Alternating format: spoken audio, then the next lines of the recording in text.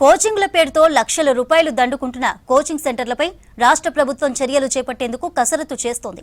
జాతీయ స్థాయిలో IIT, JEE లాంటి పరీక్షలతో పాటు కాంపిటేటివ్ పరీక్షలకు ప్రిపేర్ అయ్యే అభ్యర్థులకు సీట్లు, ఉద్యోగం గ్యారంటీ అంటూ లక్షల రూపాయల ఫీజులు వసూలు చేస్తున్నారు. ఈ కోచింగ్ సెంటర్ల ఆగడాలను కంట్రోల్ చేయడానికి అసెంబ్లీలో బిల్లు తెచ్చేందుకు కసరత్తు చేస్తోంది రాష్ట్ర సర్కార్.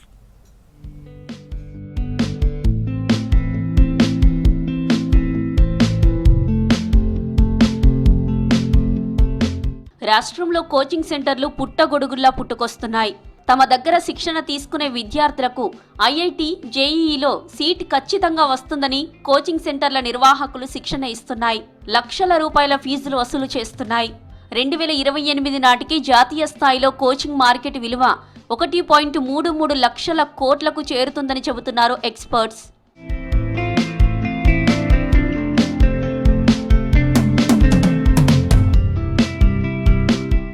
ప్రాథమిక విద్యను అభ్యసిస్తున్న వారిలో 40%, హైస్కూల్ విద్యార్థుల్లో 83% వరకు ట్యూషన్లకు వెళ్తున్నారని అధ్యయనాలు చెబుతున్నాయి. 5వ తరగతి నుంచి ఐఐటీ, జేఈఈ, నీట్ ఫౌండేషన్ కోర్సుల పేరుతో విద్యార్థులు ట్యూషన్ల ఒత్తిడిని ఎదుర్కొంటున్నారు. ట్యూషన్లకు, పోటీ పరీక్షల శిక్షణకు విద్యార్థులు, నిరుద్యోగుల తల్లిదండ్రులు లక్షలాది రూపాయలు చెల్లిస్తూ అప్పుల పాలవుతున్నారు. భారీగా ఫీజులు దండుకుంటున్న కోచింగ్ సెంటర్లు మౌలిక సౌకర్యాల కల్పనపై నిర్లక్ష్యం వహిస్తున్నాయి. ఇరుకు గదుల్లో, ఇరుకు సందుల్లోని భవనాల్లో భద్రతా ప్రమాణాలను ఉల్లంఘిస్తూ కోచింగ్ సెంటర్లు నిర్వహిస్తున్నారు.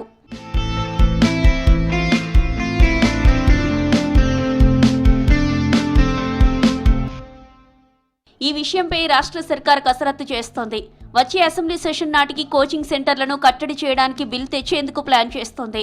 విద్యార్థులకు ఒత్తిడి తగ్గించి విశాలమైన తరగతి గదులు, మౌలిక వసతులు, ఫీజుల నియంత్రణ లాంటి అన్ని అంశాలతో కూడిన చట్టం చేయనుంది రాష్ట్ర సర్కార్. ప్రైవేట్ ఏవైతే కోచింగ్ సెంటర్లు ఉన్నాయో వాటిని నియంత్రించాల్సిన అవసరం చాలా ఉంది. ఎందుకంటే విద్యార్థుల్ని చాలా విధంగా ప్రలోభాలకు గురి చేసి ఖచ్చితంగా విద్యార్థులకు మీకు జాబ్ వస్తుందనే విధంగా ప్రలోభ పెట్టి ప్రభుత్వం పైన వ్యతిరేకించే విధంగా వాళ్ళని ప్రలోభ పెట్టే విధంగా ఆలోచించే విధంగా వాళ్ళని తయారు చేస్తున్నారు. ఈ ప్రైవేట్ ఏవైతే కోచింగ్ సెంటర్లు ఉన్నాయో ఇతర రాష్ట్రాల విద్యార్థులను తీసుకొస్తున్నారు.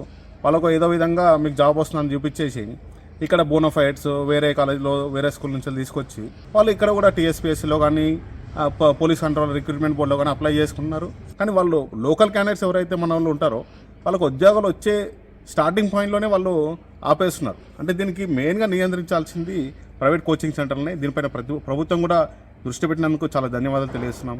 ఇప్పటికే రాష్ట్ర ప్రభుత్వం దీనికి సంబంధించిన ముసాయిదాను సిద్ధం చేసింది.